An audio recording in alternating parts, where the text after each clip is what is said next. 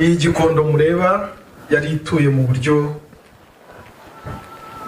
bubi kubigendanye na jenoside yakorewe Abatutsi, kuko nujya mu gice cya Gatenga hirya niho watanaga ikiganiro yavugaga, niho habaga uwitwaga Serafe ndetse n'abikindi bafite uruhare runini cyane muri jenoside yakorewe Abatutsi muri kano gace. Ikindi hepfo aha twari duturanye na Kimihurura, niho habaga Kanjepe, n'ubundi abo basirikare bakoze ibara muri Gikondo. Iki gice cyo hirya nicyo gice cyarimo Kankigali ndetse na SM École des sous-officiers militaires, icyahoze ari Kiste. Hejuru aha niho hari hoteli de Belo Horizon ya Habyarimana, ni nayo yacurirwagamo umugambi wa jenoside. Ugiye hagati muri Gikondo hirya hagato twari duturanye na Bucyana n'abandi ba genosideri, hari abanyamakuru ba RTRM Radio Rutwitsi, ari nayo yagize uruhare runini cyane mu guhishura abantu bacu naho babaga bihishe. Mbere gato ya jenoside Karundura yabaye muri 1994, n'ubundi na mbere ya hose hagitangira amashyaka menshi, Abatutsi bo muri Gikondo n'ubundi bakomeze gutotezwa. Turabyibuka turi abana, niyo habaga ikitwaga mitingi ababyeyi bacu barakubitwaga, abandi bagatotezwa, abandi bagasahurwa, amazu agatwikwa, ndetse rimwe na rimwe ugasanga hirya no hino mu gitondo tugiye kwiga ugasambinga imirambo hano mu muhanda.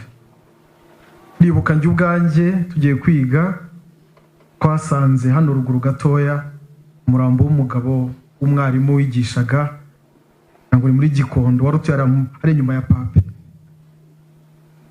Ngira ngo abakuru baza amazina ye baramuzi, kandi icyo gihe jenoside nyirizina ritaratangira. Ndibuka ubwo bavuga ngo Bucyana yapfuye, Abatutsi bo muri Gikondo bose ubwo bwarabatashye, uko bumvaga yuko nabo aricyo kibakurikiye. Ntabwo byatinze, ndabyibuka mu masaha ajya kumera nk'aya, interahamwe zarazamutse zigana muri Kigarama, zitwikira abantu, zikubita abantu, ndetse muri aka gace harimo n'abari bamaze kwicwa. Ndetse no mu Gashyekero ndibuka ko nabo hari amazu menshi yahatwikiwe bakubita abantu ngo nibo bishe Bucyana. Ibyo byarakomeje, ibyo mu mashuri benshi murabizi. Uyu munsi tubayeho tuvuga ndi umunyarwanda, turi abanyarwanda, tukumva nishema. Ntabwo iyo umuntu yari muto yasobanukirwaga kumva bavuga ngo hagurukura Umututsi, hagurukura Umuhutu, hagurukura Umutwa. Ukabona muri Kaidaperi ni ikintu buzuza bashishikaye, ukumva ko hari iterambere hari rizabyara. Jenoside rero nyirizina yarageze tariki 7, twese tukimara kubyumva, cyane cyane ababyeyi bacu babitubwiraga, ariko muri kamere umwana yagiraga imyaka 5 yarasobanukiwe icyo ari cyo. Hapfaga umuntu tukumva ko nyine ibikurikiye ari twebwe dutahiwe. Uwo munsi ku itariki 7 mu gitondo maze kumenya ko indege ya Habyarimana yahanuwe, ababyeyi bagiye begerana, ariko muri bose ubona bacitsemo igikuba, bavuga bati nta kintu kigiye kudukurikira, natwe tugiye gupfa. Ababyeyi bari baje gusengera hano ntawigeze asubira mu rugo, kuko wenda mbere gatoya ku bwa Bucyana ababyeyi benshi bahungiye muri iyi kiliziya. Mama wanjye yari umukozi hano muri no vuriro, niho twahungiye. Icyo gihe ntacyo twabaye, hashize nk'iminsi 3 dusubira mu rugo. Ariko kuri iyo tariki 7 n'ubundi bumvaga ko ariko bizamera. Abo bose mwumvishe baguyemo hano baje bumva ko ubwo duhungiye mu kiliziya ibintu bizagenda neza, tuzongera tukarokoka. Ariko nyamara ntabwo bari babizi ko basangaga urupfu. Yewe uretse n'icyo gihe byageze aho n'ababyeyi banjye ndi kumwe na mama, kuko papa yakoraga muri Astardi Gitarama, akatubwira ngo dushake inzira tuze duhungire hano hagati tariki 7 n'8. Ariko nyuma yaho gatoya tariki 8 mu gitondo kare insoresore zivuye mu Kigarama siyobowe n'uwitwaga Gaspard baraje batera amabuye hejuru y'inzu yacu, bafite amacumu n'imihoro, bahita bajya kwa data wacu bakurayo umudamu we n'umwana wari waje kubasura, bahita bamutsinda ari haruguru mu cross. Twahise twirukanka tujya mu Kagunga hirya ahari indi nzu yacu, tuyijyamo, yari jyewe n'umubyeyi wanjye n'abana 6 twavukanaga.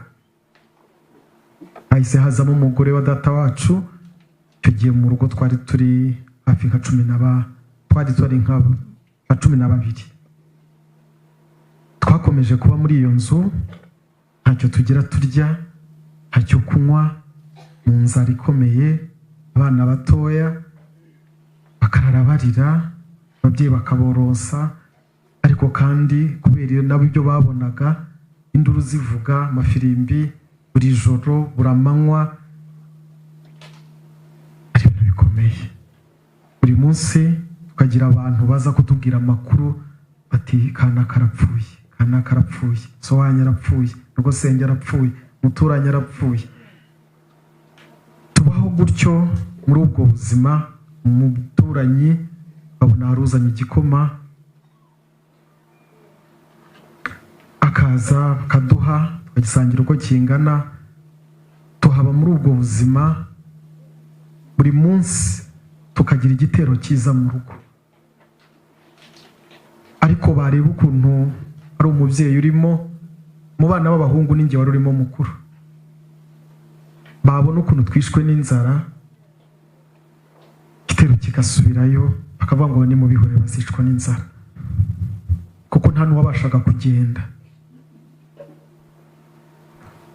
Babivuze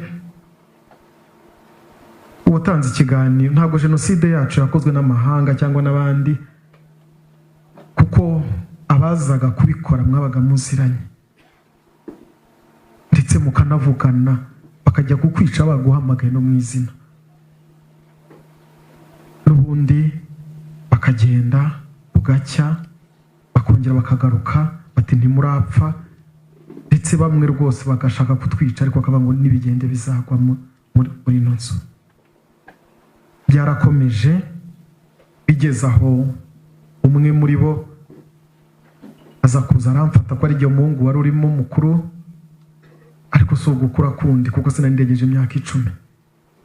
Arantwara arambwira ngo ninjye kuzanira ibigori mu rugo. Aragenda n'ubundi biro nka 5 yarashoboye arabimpa. Ndimo nza nibwo twasanze ikindi gitero mu rugo. Uwo muntu baramubwira ngo agiye kumwica kubera yuko atangiye kugaburira inkotanyi. Sinzi icyo yababwiye, sinzi uko yabigenje, barongera bavuga ngo ejo bazagaruka. Ukugaruka ahita haza inkuru yuko ubwo inkotanyi zari zarafashe ku Irebero, ndimo ndavunagura, baravuga ngo hari abatutsi bari kuva ku Irebero n'inkotanyi bakaza gutwara bene wabo. None n'abasigaye bari mu mazu ni mubashakishe mu bice. Ibyo bintu twabibwiwe mu gitondo mu masaha nka 3, nko mu masaha ya 9 tubona umusirikare bitaga Damascene n'igitero baza mu rugo. Tukibabona turirukanka, n'ababyeyi barirukanka, kuko twari turi hanze, ariko araza mama we yasigaye aho ndetse n'umugore wa data wacu, arababwira ngo muze umuhumure Inkotanyi ngo zigiye gufata Kigali, buri muze tubajyane kubandikisha kuri komine. Komine ubwo Kicukiro yarahangaha akorera RIB, ubwo twari tuvuye hariya nyine kuri primaire ya Gikondo inyuma mu Kagunga. Mama yo hari yumva yuko nta kibazo, araduhamagara kuko twari turi inyuma y'urugo mu Miyenzi, twisara twegeranya na arabana, ndetse n'uwo mubyeyi mvuga ni mama wa Samu waririmbaga hano mu kanya, n'abarumuna be baratujyana ko tugiye kwitaba kuri komine. Urumva abana bose barabahamagaye, tugeze imbere tutabizi dusanga ibyo batubwiye ni nabyo babwiye data wacu bita Kamugundu, nawe yari kumwe n'abana be babiri. Bo nabo bababwiye ko bagiye kwitaba kuri komine. Twegeye imbere mu rundi rugo, bahita bazana undi musaza se wa Filipo Kabuzubuguzi ndetse n'umwana bari kumwe, n'undi mubyeyi ntabashije kumenya. Uwo musirikare Damascene abwira muhungu umwe wari wagize icyo gitero ngo natubare. Atubaze yasanze turi 16. Impamvu ntajya nibagirwa uwo mubare, mbabarire, ahantu bavugaga uwo muhungu yitwa Bonane niyo wayoboraga abasaveri, nanjye nari umusaveri. Aha niho twabikoreraga, tutabikorera tukabikora mu mazu y'abahereza y'ipfanga. Niyo mpamvu bari batuzi yagutwaraga guhamagara mu izina. Basanze turi 16, badukura hariya hejuru mu Kagunga, turagenda tugeze hano hafi ya Mereze ya kabiri, turakata. Uwo Kasiyana ati ko mwatubwiye ko tugiye kuri komine, twamanutse no muhanda, uyu muhanda nyine munini uhagera. Baramubwira ngo hoya, ibyo uvuga ngo ni ibiki, ahubwo ngo genda uririmba ngo muri Inkotanyi. Nabo arabasubiza ati ntabwo turi Inkotanyi. Ubwo duca batujyanye ku rya 5 ku cyobo cyari gihari aho bitaga kwa Kongore. Tugeze ahantu hari hatuye abakongomani, tubona abantu n'uyu munsi utamenya umubare wabo. Bafite impiri, bafite imihoro, bafite za mpongano y'umwanzi niko bazitaga, abandi bafite imbunda. Ndabyibuka harimo witwaga Yves wari ufite imbunda, yajyaga aza mu rugo kuko yaratuye harya ruguru. Mama aramubwira ati wadukijije, ndetse bakamubwira bati rwose ko hano harimo n'abafite amarangamuntu y'abahutu, ati mwatubabariye. Rwose amusubiza atanyuze ku ruhande, aramubwira ngo wageze ahantu hazamuka. Niko byagenze koko, icyo cyobo cyari kiri ahantu gutya mu gipangu, niho babajyanye. Damascene yatse umuntu igikabure kinini, bino bikabure bigenda b'amashanyarazi, atangira kugikubita uwo Kasiyane ndetse na papa wa Filipo, yabaryamishije hasi. Ubwo nkibibona nari nsaga n'uri inyuma, abagabo batangira kubaryamisha hasi. Mama baramubwira ngo nacishura umwana yarahetse, bose abana bajugunya aho ngaho, barimo kujugunya, abagore baryamisha hasi. Njye nasubiye inyuma mu buryo ntazi, ntamenya ngo ni gute. Naje gushiduka ngeze hano bita kuri bare Nyenyeri, ariko muri Gacaca uwo musore Bonane yavuze kuko babicaga, bafataga amabuye bakaba hari amabuye yararunze hafi y'icyo cyobo, bakabakubita ku mutwe kugira ngo bahite bapfa. Abandi barabakubita, abandi kugeza aho bapfiriye. Muri abo 16 ni njye jyenyine wabashije kuva. Narazamutse n'ubundi ngerayo, Kagunga nsubirayo nsanga umugabo utwara Ramazani. Ramazani arambwira tuje hano kumara iki? Ndamubwira nti ba mama babishe, ati ryama hano. Bya bindi wicwaga n'abakuzi, wari konse bita Kayinamura yamenye ko nazamutse, arababwira ngo yamfura yo kwa Kagabo yaje, ntabwo we bamwishe. Igitondo kare umunsi ukurikiyeho bampaye icyayi, wa mugabo w'umusirikare aza kongera aragarukana cya gitero ngo baje kunshaka. Ndamubona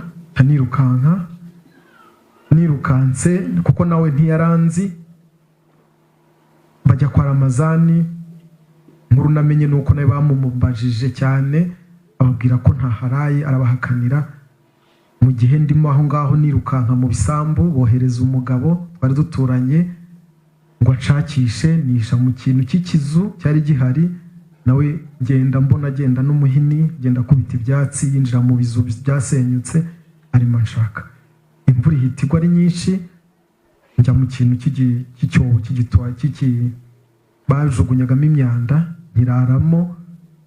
Ariko mwabantu mwe burya Imana izagukiza n'inyamaswa zigira ubumuntu. Hari nka 8 z'ijoro, imbwa iraza irandeba muri icyo cyobo, ntiyamoka, ntiyagira ikintu na kimwe, isubira iragenda. Kuko iyimoka n'ubundi bari kuza, murabizi uko byagendaga. Ariko imbwa ntiyamoka. Numva ni ikintu gikomeye cyane kuri jyewe. Cyararangiye, iryo joro riracya, ikeye nsubira kwa Ramazani, nshonje meze nabi. Umwana waraye atekereza ko bavandimwe bose, mama, abo twari kumwe bose bapfuye, nanjye numvaga ngomba gupfa. Numvaga ari cyo numva nifuza kuri jyewe. Yarambwiye ati mbabarira ntuze hano. Yahise anyirukanira ku muryango, ati mbabarira baranyica nawe bakwice. Nahise nsubirayo ndirukanka, ndamanuka mu Kagunga, njya mu Gashyekera aho twajyaga tuvoma. Abahazi murahazi, guranyuze kwa Kariste. Tanga nabo barashenye, ndazamuka nkikira Majerwa, ngwa mu Gatenga ubwo ahingukaga hafi kwa Serafe. Interamwe ziri aho ngaho n'imbunda, abandi n'imihoro. Mbona ntacyo ndi bukore, mbanyura ku ruhande ntibamvugisha, nyura kuri Majerwa ku muryango, nzamuka Sodoma. Iyo nzira ihinguka hano hari Banque Populaire. Sanga bariyeri yariho umusaza rutuye hano bubatse station. Irahari nawe mucaho, ndamanuka. Byari bigeze ku itariki 18 z'ukwa gatanu, kuko ababyeyi banjye babishe ku itariki 15 z'ukwa gatanu. Ngeze hano kuri kaburimbo, ubwo ndenze hano hari RIB. Ngeze hano hepfo ahantu hari inzu badoderagamo, yari iteganye n'urusengero rw'Abamethodiste. Hari naho hari icyobo bajugunyagamo abantu. Aho ngaho mpageze, hari inkuru Kantano ngo yari yavuze ku makuru muri RTRM yuko ngo hari abana b'inkotanyi barimo bagenda bakamenya aho bariyeri ziri, ngo bagasubira kuko abana ntibabatangiraga, ngo bakajya kubwira inkotanyi zikaza zikica abantu bari ku mabariyeri, ngo ubwana bwose buca kuri bariyeri babufate. Nanjye rero naguye muri icyo gico cy'abo bantu, barampagarika bambaza iyo mvuye, ariko nanga kubabwira ababyeyi bacu kuko numvaga ko byanze bikunze nimvuga ko umubyeyi wanjye ari aha naha, n'undi abenshi bagahita baza bakabamenya, bari kumenya aho mvuye. Ndababwira ngo naburanye n'ababyeyi, inkotanyi zirimo zirarasa, ababyeyi bacu bahunze, nanjye ndahunga. Ariko banga kubyemera, banyicaza aho ngaho, bakajya hamanuka za burende zivuye hejuru ku irebero, bakavuga ngo bagiye kuzinjugunyamo, ngo nintababwira ababyeyi banjye. Ariko bakazana abantu bakabicira hariya ku Methodiste, bakajugunya muri icyo cyobo. Haza kuza umusirikare bita numvaga bamuhamagara ngo ni Martin. Baravuga ngo babonye inkotanyi ngo yakana. Ndabyibuka njyana muri icyo kizu, barankubita cyane, ariko ku buryo nari nabyimbye umutwe wose n'umubiri wose. Ndirirwaho, ari mu masaha nk'aya, imvura irongera iragwa, burira, bwije banjyana ahantu mu gikari. Aho hantu mu gikari ngezeyo numva mbona umugabo, yari umugabo muremure, abahazi uwo mugabo witwa Kigubiri. Kigubiri uwo yari umushoferi wa papa. Mu gikari cy'iyo nzu araza aravuga ngo simbuye umwana ngo nuwa hehe umeze gutya. Urumva nta sura nari mfite kubera ukuntu bari bankubise. Noneho ndamwibwira ndavuga ngo ndo Kagabo, ati Kagabo wa hehe, ndamurangira araceceka ntiyagira ikintu avuga, ahita afata akaboko wa musirikare baragenda. Mu kugaruka wa musirikare azana abandi basore baranzirika amaboko n'amaguru banjugunya ahantu mu kintu kimeze kiri inyuma ya firigo ishaje bari bafite. Abwira abo basore ngo nibankubita uko bashaka. Ubwo hariho mu masaha ya z'ijoro banziritse amaboko n'amaguru. Kigubiri wahita yigendera. Cyabwarakeye mu gitondo mize nabi, hari akandi kana nako bari bafashe ko barakarekura, njyewe barangumana. Wenda niba hano hari abantu bazi iyo situation, nuko biri umunsi wose banzengurukana, banyuza ari kuri electrogaze, barankomezanya, banjyana ahandi hantu hari icyobo, ahantu hari eteri. Icyobo cyari ruguru y'umuhanda, hari n'agakioske ndahibuka, baravuga ngo bagiye kunjugunyamo, ariko cyasaga n'icyuzuye kuko nabonaga abantu bashyizemo bacuramye, nabonaga imyenda n'amaguru y'abantu. Sinzi uko byagenza, amasasu anyuraho hejuru ari menshi, basa n'abikanze, barongera barankurubana, aranjugunya ngo nko hirya ati nikize tugende. Ndongera ndagaruka. Hanyuma mu kugaruka nibwo sinzi ibyo bahugiyemo, umusirikare umwe aravuga ngo akakana ngo nimukihorere, ngo n'ubundi mwakarangije, ngo n'ubundi nikagende, ngo nigapfa kazapfe, ngo nimukihorere. Ubwo nibwo nakomeje ntekereza ko Kanzayire habaga umubyeyi wari warabyaye, papa yari yarabyaye mu batisi, ufite umwana papa yabyaye mu batisimu bitaga kwa Ariete kwa Kanezio. Ngezeyo njyayo, ngezeyo naho nsanga uwo mugabo abaje pe nabo baramwishe. Nawe ari aho ngaho ategereje uzamutwara n'abana be. Ariko mpageze reba ukuntu umeze, bikomere byose nari mfite ku maboko, umutwe, akajya amvurisha peteroli.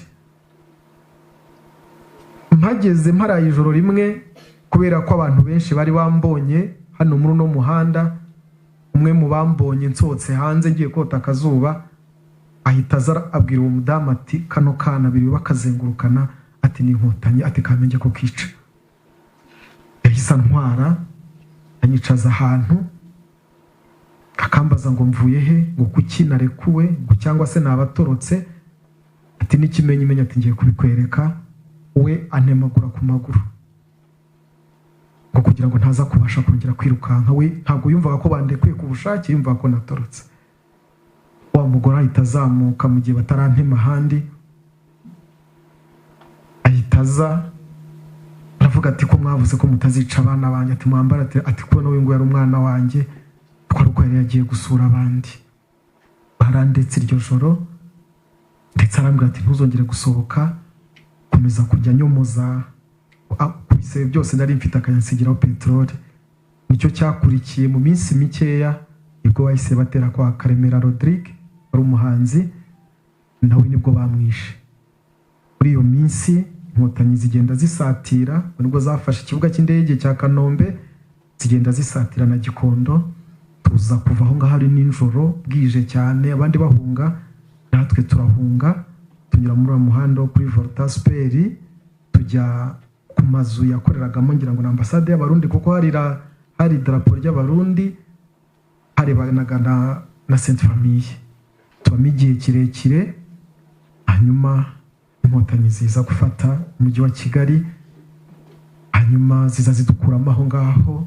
Sirikare ndabyibuka baraje batubwira bati muhumure, turi inkotanyi ntacyo muri bube, ati nimuze tubatware, ati n'abandi bari muri Sainte Famille twabatwaye. Turaza baratuzana umuhanda wose, natwe turi mu bantu kugira ngo muri Gikondo abo bagiye bakura muri izi nce batajyanye ikabuga ndetse na Byumba, twaje aha ngaha kugira ngo baharokokeye n'aho barabyibuka, niho baduhereye amasabune, baduha utundi tuntu nyine nk'ibi kugira ngo turebe ko twasubira mu ngo. Niko nanjye nakomejanyije n'uwo mubyeyi wamfashije, nibwo naje kugira Imana nsanga ari mukuru wanjye kwa data wacu wabaga mu Gatenga, hanyuma araza arantwara ndetse n'amasenge, niho nakuriye. Ibyakurikiyeho nta kintu dufite uyu munsi cyo gushimira Inkotanyi, ntacyo dufite uyu munsi cyo gushimira Perezida wa Repubulika, kuko twari kuzaba Mayibobo, twari kuzaba Ingegera, twari kuzashukwa uko byari kubaho rwose, kuko ntacyo twari kuba turi cyo, ariko baduhaye amashuri turiga. Uyu munsi turiho kubera mwebwe Inkotanyi, mwarakoze.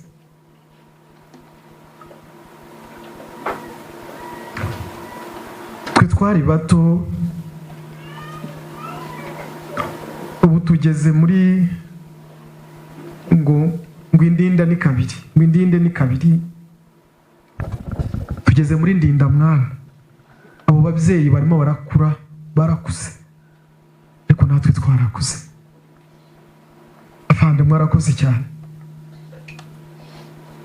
nimwe buzima twagize,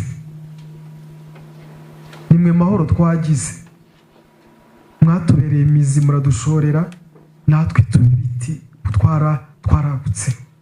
Ubu narashatse, mfite abana, ntunze abanjye ngatunga n'abandi, kandi murambaho niteguye kurerera igihugu. Umuyobozi w'ishuri urera umuryango utaranira inyungu bita yari mu Rwanda, ndi umuyobozi w'ishuri ry'imyuga ryaho.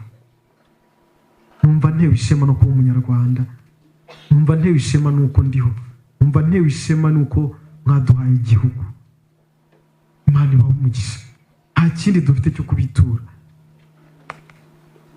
nuko tuzabashyigikira, n'abana bacu tuzabibabwira, kuko barabizi ko ubuzima bafite tubukomora kuri mwebwe Inkotanyi.